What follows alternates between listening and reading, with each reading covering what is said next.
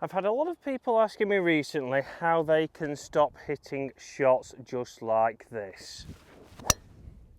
A big slice out to the right, because we've talked a lot of product this year, but people are still not hitting the best shots. And you can see there from that strike, not a bad strike at all, out of the middle, a little bit low on the face if we're being picky, but that club face must have been pointing over there. So let's talk about how we can stop that and what we need to look out for. And if we watch that video back, we will start to see that that club face really starts to open up from the start. So if we're starting to get this kind of position when I take the club away, we're already in a position where we've got a lot of rescuing to do when we come back down into that golf ball. So a good way to do, or a good drill for you to do to test what your club face is doing, is do your first movement, take this away, and then start to turn your feet and put the club down and see what that club face will be doing if I did it exactly there. So if I do this to the camera, if I was hitting it into those trees, if I do my first movement away, let's say I'm going to open that up, turn my club, you'll start to see that that club face is open. So we want to think about that. We want to think about the first move away is always a good indicator for me. So if we get into a position here, you would see that that club face is pointing down to the ground. That would be encouraging a closed club face. So that would start to see us at the top with a really flexed wrist, and you'll see I am using hack motion today, which we are going to show you some numbers on screen.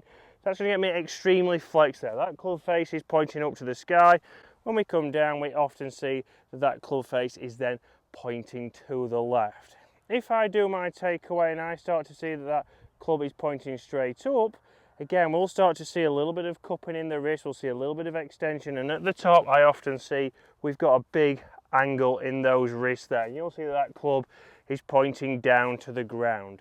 So we want to work on that. We want to make sure that we're getting you into that right setup, but it's not just the movement that matters. Again, using the tee box to your advantage. If you're a slicer of the golf ball, we are not saying in this video we are going to cure that slice perfectly, but we can use this. Maybe we're going to slice it a little bit less, but let's use the tee to our advantage. So by using the tee to our advantage, I would use the right hand side of this tee box if I am a slicer or a fader of that golf ball. So what that's going to do for me as a slicer of the golf ball is allow me just to aim a little bit more down the left hand side. Again, from here I feel like I can aim down the left rough or just on the left edge of the fairway, and if it does overfade, it's going to fade into the rough on the right. So I'm opening that hole up a little bit. How many times I see people come straight into the middle, again do the move we've just said, we open that club face, and then again they're starting it down the middle, so if they just get a little bit of a slice, it's into the rough, but if they over slice it, you're exactly where that first golf ball went, and that is into the trees. So we need to obviously use the tee to our advantage to open that hole up a bit. We're not going to say we're going to get rid of your slice today, potentially, hopefully we will, but if we don't, we're going to make it a little bit less. So I can start to aim down the left hand side of the fairway and just fade, instead of slice, it back to the middle. But we want to mix that in with obviously this takeaway drill. So if you're somebody who you've done the practice moves and you've started to see that you're getting that club really here, I want you to start to think, right, okay, my pre-shot routine is to come back and I want that club head or the face angle matching my spine angle. From there I'm able to then get to the top, and you'll start to see that this left wrist is pretty flat. So it's not flexed and it's not extended this way. So you're going to see that it's pretty flat. So that wrist angle is nice and flat. You will again will see that angle in that club face at the top. And then from there we can come down and commit to that shot. And even if it's slightly open, like I said, now that we're going to be aiming a little bit better, we're hopefully going to be able to hit more fairways.